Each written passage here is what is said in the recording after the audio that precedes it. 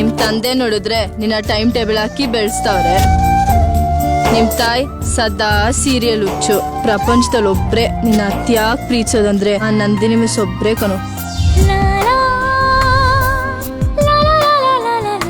Computer ನಲ್ಲಿ ಇಡೀ ಸ್ಕೂಲ್ಗೆ ಫಸ್ಟ್, ಆದ್ರೆ ಎಲ್ಲಾ ಸಬ್ಜೆಕ್ಟ್ಸ್ ನಲ್ಲೂ ಫೇಲ್.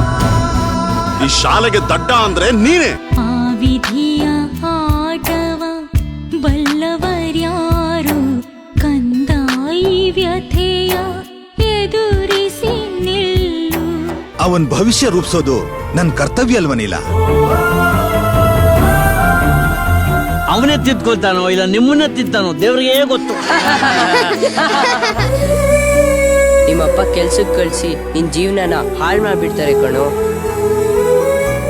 ಚಿಕ್ಕ ವಯಸ್ಸಿಂದ ಸ್ವತಂತ್ರ ಇಲ್ದೆ ಬೆಳೆದಿದ್ದೀನಿ ಅಂಕಲ್.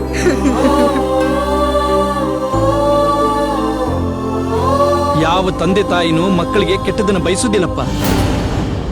ಆ ನೀಲಾಕಾಶವ ದಾಟಿ ಒಂದೂರು ಉಂಟಲ್ಲಿ,